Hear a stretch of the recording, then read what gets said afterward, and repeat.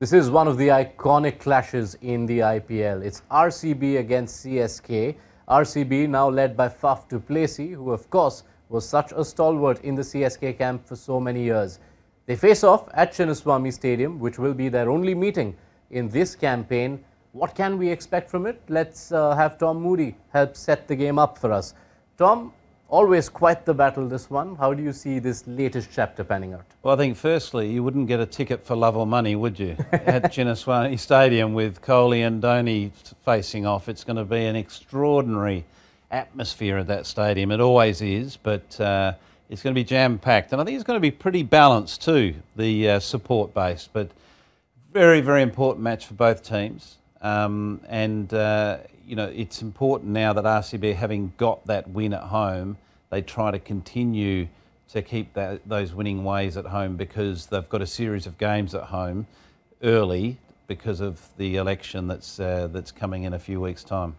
Yeah, nothing to split between the sides, both of them with 2 wins in their first 4 games so far. And as Tom rightly mentioned, RCB, I think it's 6 out of their first 7 games at home, or 6 out of the first 8 or so. Yes. And they will need to be in a position, considering in the last month they'll only play 1 game at home. You ideally want to have maybe about at least 4 to 5 wins in these 6 home games. They've lost 1 already. Yeah, look, it's interesting because it's not so much about because the Chinnaswamy Stadium has been their fortress. If anything, it's been the opposite. They've got a very poor record at home. It's not so much about that they need to get these wins. It's more about they have the good fortune of getting a run of games in a row at the same venue where they get that familiarity.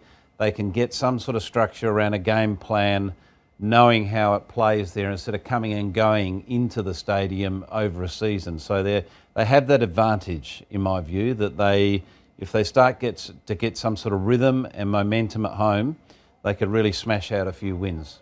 One very specific trend through the 3 home games they have played, and that will be our primary focus as we help set up this encounter. So let's get straight into our tactics board. Tom, RCB bowling in the power play have been by far the best team in the competition. They have 12 power play wickets in 4 games. Their economy is just about 6 per over. And in the 3 games they've played at home, they've taken 3, 3 and 4 wickets in the power play. So they are striking early. What's working for them? Mohammad Siraj is the #1 man when it comes to their success in the power play. He has been bowling as well as he's ever bowled in that phase of the game. He's come back from a poor IPL season last year to having a very, very good one so far. So he has been the real point of difference. His aggressive approach, the pace that he's bowling, the links that he's bowling, he is challenging all the top order.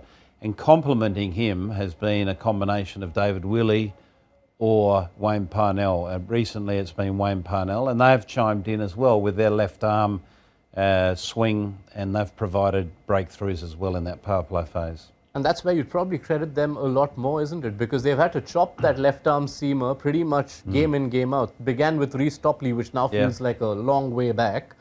Then you had David Willey, who had such a great start.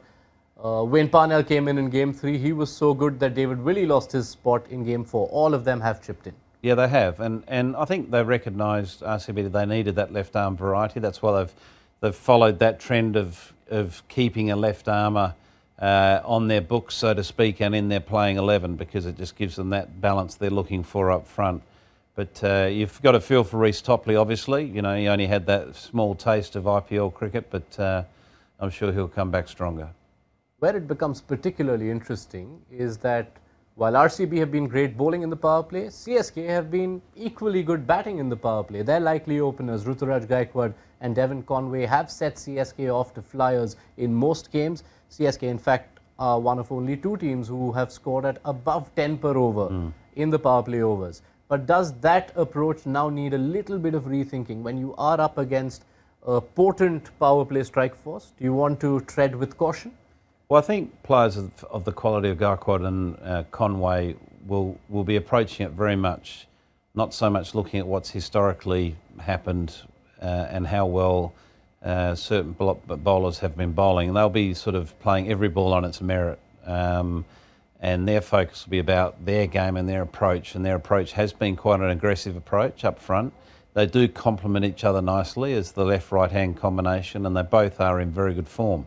So it's going to be an intriguing matchup, that power play, between the bat and the ball, between Chennai's batting and their prowess at the top with the success that Mohammad Siraj has had with the various partners at the other end. So I think if we see the continued trend of a good surface there, I think the batting might win out.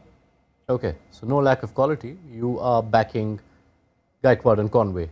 Yeah, I think so. I think, I really think they're that good of players and they're in that good of form that they'll be hard to, surpass. Right, so Tom Moody backs Gaikwad and Conway to come up good against Parnell and Siraj. What will happen? How will RCB CSK play out on the whole? Be sure to get all the updates on ESPN Cricinfo.